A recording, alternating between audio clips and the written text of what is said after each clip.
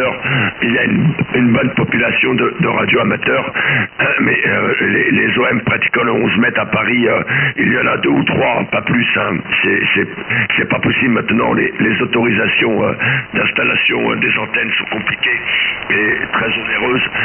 C'est surtout le passage du câble coaxial dans les gaines techniques qui est compliqué, et il faut du câble au moins de 15 mm très particulier pour éviter trop de pertes ou d'interférences, quoi. Voilà, donc c'est une installation un peu oui, bon, écoute, quand on aime on compte pas, donc oui, il est vrai que 2 éléments, même s'il y a 20 ans t'en voyais beaucoup, maintenant oui, je dois être à peu près le seul, la QSL. Oui, fort probablement, Alain, fort probablement. Ben écoute, moi j'ai possédé des Delta Loop cophasés, côte à côte, OK, en polarisation axiale, côté gauche, côté droit. Donc, ce qui détermine la polarisation, là, le bout de fil, ben, il était en 45 degrés sur un côté, puis 45 degrés sur l'autre côté, opposé. Et puis, c'était des antennes, 2 éléments cophasés. Et my God, j'ai avec cette antenne-là, puis dans le temps, à l'époque des années 70, ben, il y avait de la propagation comme aujourd'hui. Et my God, les QSO que j'ai fait avec ça. Puis, ben c'est sûr que toi, si tu mettrais une 2e antenne, oh là là, le voisinage, c'est énorme, hein? C'est énorme quand tu as 2 antennes côte à côte, puis l'espacement entre les 2 antennes, alors c'est énorme, ça donne peut-être autour de 20 mètres, hein? Bout à bout. c'est gros un peu. Ouais.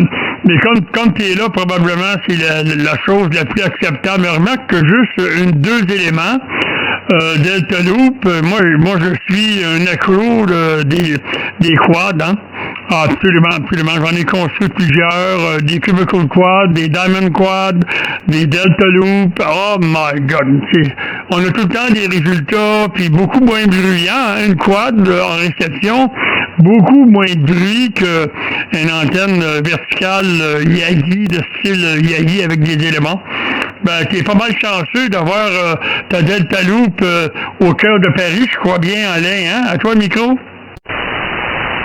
Ok, André, c'est toujours un 9 plus 10 dB, hein. Un 9 plus 10 dB ici, c'est très fort. Oui, je sais pas si c'est la chance, un peu la chance, et aussi ce qu'on pourrait dire la pugnacité, hein, si tu comprends un peu.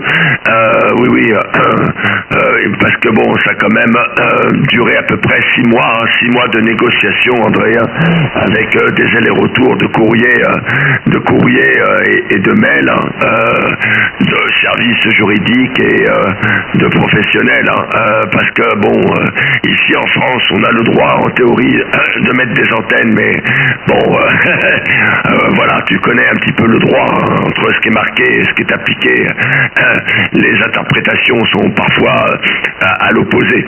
Donc c'était une petite bagarre, voilà, voilà, et puis j'avais quand même communiqué aussi auparavant auprès des voisins, voilà, sur ce loisir qui a disparu ici à Paris, hein. Les stations qui font du 11 mètres se trouvent surtout en région parisienne, mais Paris intramuros, c'est très très compliqué d'avoir une antenne, parce que il y a une sécurité déjà c'est très problématique de l'assurer. Tu sais, trouver une assurance pour ton antenne ici, ça relève du défi, hein. Mais du défi, hein, je sais pas si on a 2 assurances en France qui assurent les antennes, hein. Voilà, même celle qui était proposée dans le cadre des radios amateurs s'est retirée, hein.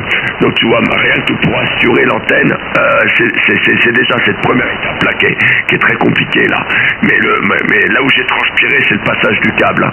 Parce que là c'était compliqué, hein, QSL. Mais ton câble coaxial, là, ça doit être du RG8 ou l'équivalent du gros câble. Mais je ne sais pas c'est quoi la grosseur en millimètres, mais en tout cas, nous ici, on a du Mini 8 et puis du RG8 qui est le gros câble. On a le LMR 400 qui a une qualité au-dessus et le LMR 600 pour le V et le U. c'est équivalent en tout cas, c'est l'hydrocarbure. En tout cas, mais je sais que chez vous, hein, la réglementation, vous avez ça à la tonne. Vous êtes les champions là-dedans, dans les règlements et les lois. Mais est-ce que les radioamateurs t'ont pas nuit? Parce que je sais que les radioamateurs, que le 11 mètres, les amateurs radio, ça les dérange pas. Puis il y en a d'autres que oui, hein, il y a deux groupes. Et puis, moi, je parle avec les deux. Et puis, moi, tout ça, avec qui je parle, ça les dérange pas. D'ailleurs, ils viennent ici sur 11 mètres faire des QSO. J'en connais plusieurs. Aussi, je connais plusieurs radioamateurs d'aujourd'hui que j'ai connus. À ce moment-là, ils étaient comme toi, juste amateurs radio. Et puis, quand les conditions ont chuté vers 2015, 2016, ben là, ils ont passé la licence radioamateur pour continuer à communiquer de ce côté-ci et aussi élargir le spectre de possibilités de communication. Oui, le 11 mètres, quand il est ouvert, c'est mieux que le 20 mètres, mais c'est pas tout le temps. Hein? Il y a des périodes que c'est mort. Alors Alain, je te retourne le microphone. Dis-moi si les radioamateurs t'ont pas nuit à un moment donné. À toi le micro. Non, bah écoute, c'est un peu nos frères, hein, les radioamateurs. Enfin, je trouve que on partage une passion et on partage la même passion, sauf qu'on n'a pas le même permis. Alors bon, on va pas juger les OM sur leur catégorie de permis de conduire. Hein. Il y en a qui ont le poids lourd, il y en a qui ont le super lourd, il y en a qui ont le permis voiture, l'autre moto. Bon, voilà, on les retrouve tous sur les autoroutes. Hein. Bon, alors, après, même si de toi à moi, tu sais très bien qu'il y a une différence de perception, de caractère, ça peut se comprendre, mais bon, voilà, c'est comme ça. Moi, j'ai pas de soucis sur l'environnement des proches, hein, sur mes voisins qui sont radioamateurs, parce que j'en ai. Bien au contraire, si tu veux, il n'y aurait pas ce petit tissu de radioamateurs parisiens. J'aurais pas été aussi conseillé sur certaines démarches. Hein. J'ai été chercher des informations à droite et à gauche, comme on dit, tu vois. Évidemment. Hein. Le souci, si tu veux, André, c'est que la CB, le 11 mètres, a disparu. Hein. Plus personne sait à quoi ça ressemble. Alors, c'est un loisir qui est méconnu maintenant à Paris ou en France. Hein. C'est comme si tu parles, je sais pas moi, des collectionneurs des cartes téléphoniques. Hein. Je sais pas si vous en aviez au Canada à l'époque, hein. Mais voilà quoi. Donc c'est en train de disparaître la QSL. Oui, 100%. 100%, Alain. Ben oui. Écoute, moi, je fais de la radio depuis l'Expo 67 à Montréal. Et puis, je connais la radio amateur depuis cette époque-là aussi. Moi, j'ai passé ma licence radio amateur en 79. Alors, j'ai tout le temps fait les deux, là, du CB, le 11 mètres et la radio amateur, bien sûr. Et moi, j'ai connu l'époque que c'était 8 canaux maximum, 23 canaux réception. Ça, c'est dans les années 60, 70. Et là, le gouvernement nous a fait un cadeau. 23 canaux. My God! Dans tous les modes, là, AM, SSB, pas d'FM. Mais vous autres, en France, vous avez le FM, je pense, sur 11 mètres. Et puis, après ça, en tout cas, avec le temps, puis moi, j'avais un de mes cousins qui était animateur scout, il était plus âgé que moi. Et puis, lui, il a passé la licence comme amateur, puis j'ai été faire de la radio chez lui. Et puis, c'est là que j'ai découvert la radio amateur, toutes les possibilités. C'est pour ça qu'à un moment donné aussi, j'ai passé la licence en 79, mais j'ai tout le temps eu un pied sur 11 mètres, hein, parce que c'est un monde particulier, c'est moins compliqué que les bandes amateurs, moins de protocoles, moins de toutes sortes de trucs que tu dois savoir de quoi je parle. Et puis, voilà, c'est pas mal moins compliqué ici, là. On peut faire des trucs que sur les bandes amateurs, on peut pas. Voilà, Alain. Alors, tu parles avec un vilain radio-amateur, Alain. Ça doit te décourager, hein? À toi le micro. Merci André. Non, pas du tout, ça me décourage pas. Écoute, moi tu sais, j'ai connu la radio, j'étais adolescent, j'écoutais VE1KG, VE1KG sur le Québec, et avec mon ami qui m'a fait découvrir la radio, 9 bonnes antennes à Paris, F9BA, 9 bonnes antennes Maurice à Paris, Ménilmontant. Voilà, et donc à l'époque, j'ai découvert ça avec un hit kit SB 102, Sierra Bravo 102, que j'ai toujours, mais si t'arrives à me croire, mais je t'assure qu'il est toujours là et que je l'allume de temps en temps. Donc voilà, et ensuite je suis passé en QRX, en stand-by pendant de nombreuses années. J'ai eu d'autres passions, un peu de voyage, et j'ai repris la radio il y a seulement 3 ans. QSL, André. La ville de Poitiers, l'opérateur Jean-Marie à l'écoute, André. Jean-Marie, attends un petit peu, Alain.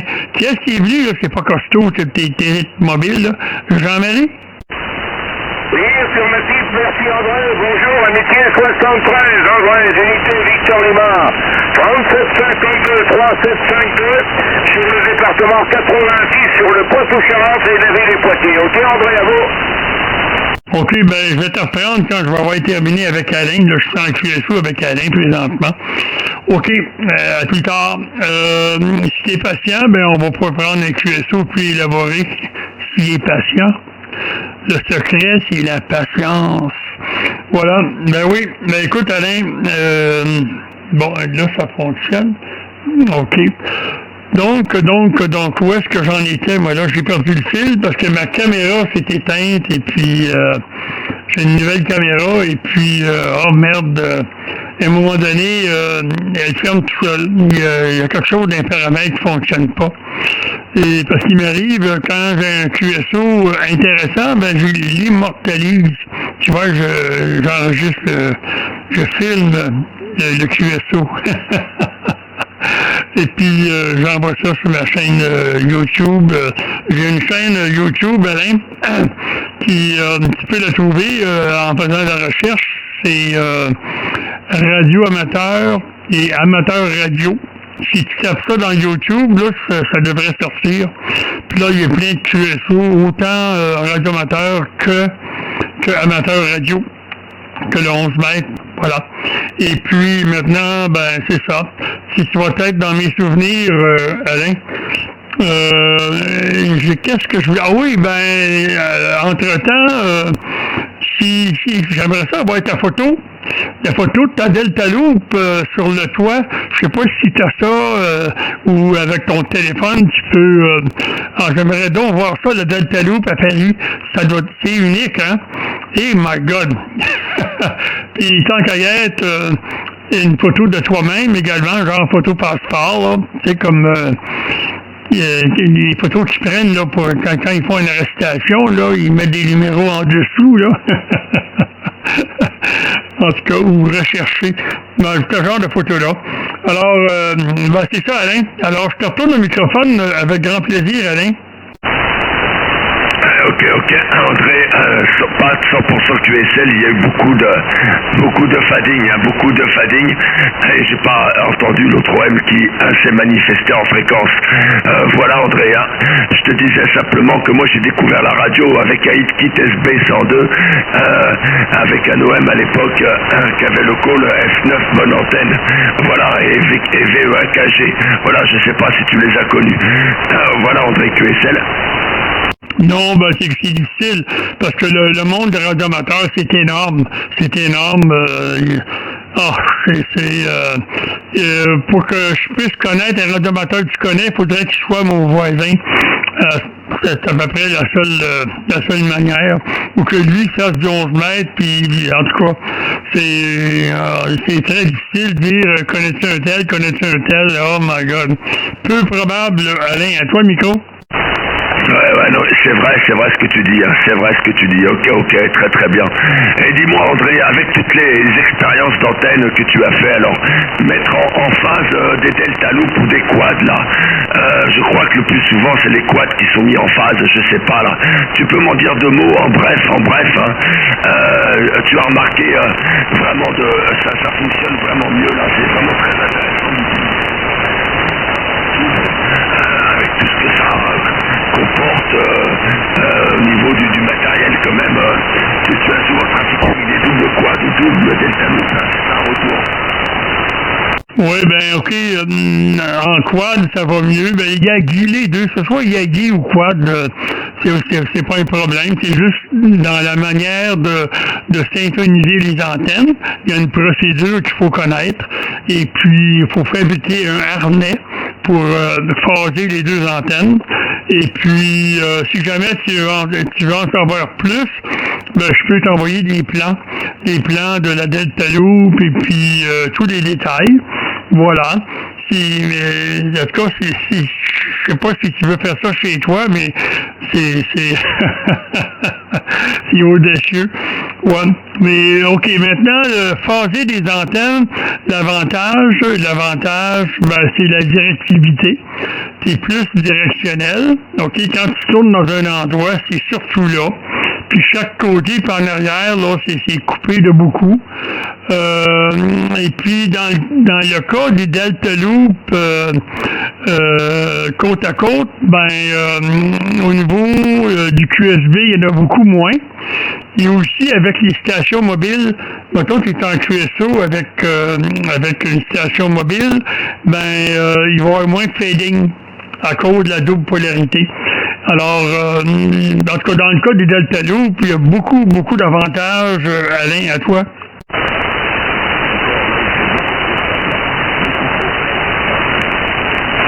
Est-ce que tu es toujours là, Alain?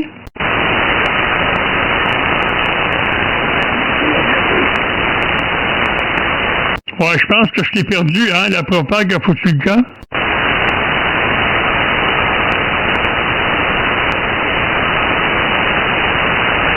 « 14 Alpha Tango 160, est-ce que tu es toujours à l'écoute? » Ouais. Non, ben il a disparu. On va tout arrêter ça d'abord. Ça va pas long le break, il va te donner ça.